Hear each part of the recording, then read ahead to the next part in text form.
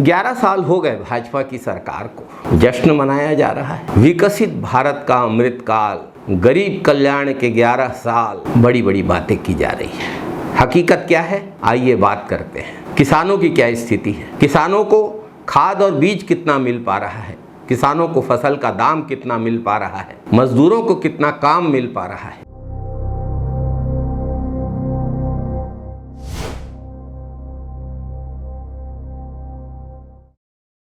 नमस्कार साथियों, भाजपा के सारे बड़े नेता, सांसद, विधायक और स्थानीय स्तर पर भी भाजपा के सभी नेता जनता की चिंता छोड़कर मोदी वंदना में लगे हुए हैं। साबित करने में जुटे हुए हैं कि भारत का तो अमृत काल चल रहा है। गरीबों के कल्याण के 11 साल हो गए, किसान मजदूर सब मजे में हैं, गरीब और मध्यम वर्ग का खूब ध्यान रखा जा रहा है।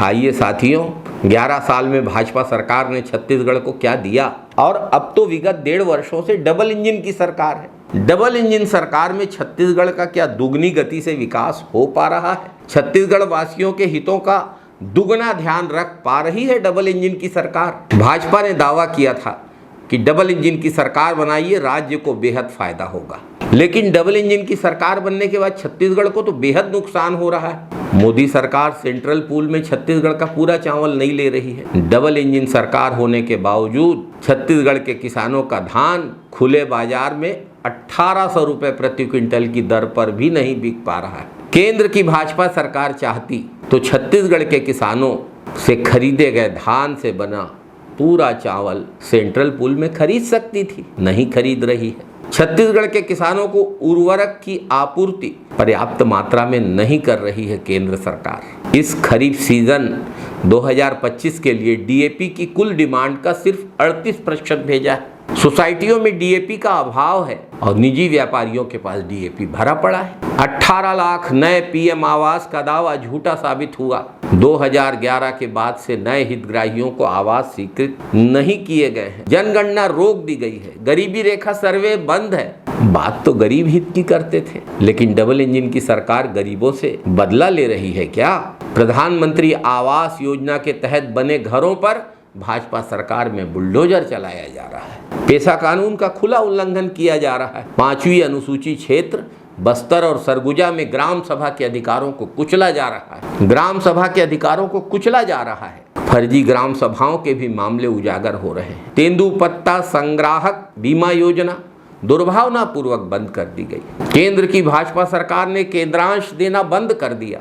भाजपा सरकार बनने के बाद छत्तीसगढ़ की खनिज संपदा पर मोदी के मित्रों की नीयत खराब हो गई है। मुख्यमंत्री नहीं बने थे, मंत्रिमंडल नहीं तय हुआ था, हसदेव के जंगल काटे जाने लगे। कोयले की खदानों पर एयरपोर्ट और पोर्ट की तरह अदानी का एकाधिकार स्थापित किया जा रहा है। नवरत्न कंपनी सीआईएल और एसीसीएल की छत्तीसगढ़ में संचालित खदानों में खनन का कार्य दबाव पूर्वक अदानी को ही दे दिया गया है। अदानी ने जो कोयला खदानें चालू की हैं, राज्यों के विद्युत मंडल की एजेंसी बनकर कितना विद्युत मंडल में जा रहा है और कितना कोयला रिजेक्ट दिखाकर अदानी के ताप संयंत्रों में खपा दिया जा रहा है, सबको पता है। एनएमडीसी के नगरनार संयंत्र को आज भी मोदी सरकार ने विनिवेशीकरण की सूची में डाल कर रखा है। बड़े बड़े भाषण दिए थे बस्तर में मोदी जी ने, शाह जी ने, कि नगरनार का विनिवेशीकरण नहीं होगा। फिर क्यों उस सूची में इसको डालकर रखा गया है? कभी भी मोदी सरकार इसको बेच सकती है। डबल इंजन सरकार में बस्तर के बैला डीला के लौह अयस्क की 3 खदानों को निजी क्षेत्र के हाथों सौंप दिया गया। आरसेलर मित्तल, रूंगटा, कांकेर जिले की हाहालदी खदान सागर स्टोन को 50 साल की लीज पर दे दी गई। सरकारी उपक्रम फेरो स्क्रैप लिमिटेड भिलाई की इकाई को मात्र 320 करोड़ में बेच दिया गया, जिसका वार्षिक शुद्ध लाभ ही 100 करोड़ से ऊपर था। खनिज संसाधनों को और सार्वजनिक उपक्रमों को डबल इंजन सरकार औने पौने दामों में बेचने में लगी हुई है। मोदी जी के कार्यकाल में छत्तीसगढ़ से गुजरने वाली यात्री ट्रेनों के 64,000 से अधिक फेरे इधर से उधर, उधर से इधर, अप एंड डाउन रद्द हुए हैं।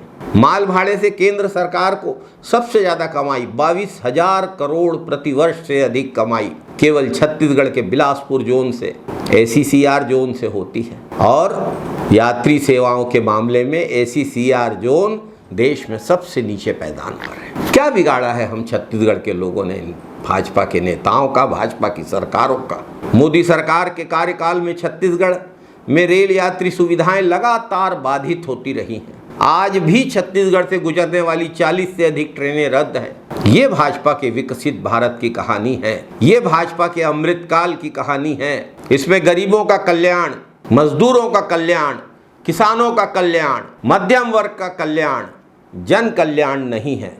इसमें तो जनता का खून चूसा जा रहा है, जन अधिकारों की हत्या की जा रही है। आम जनता अत्याचार सहने, भोगने, भुगतने के लिए विवश है, मजबूर है। 2 वर्षों से किसानों को समर्थन मूल्य की वृद्धि की राशि नहीं दी जा रही।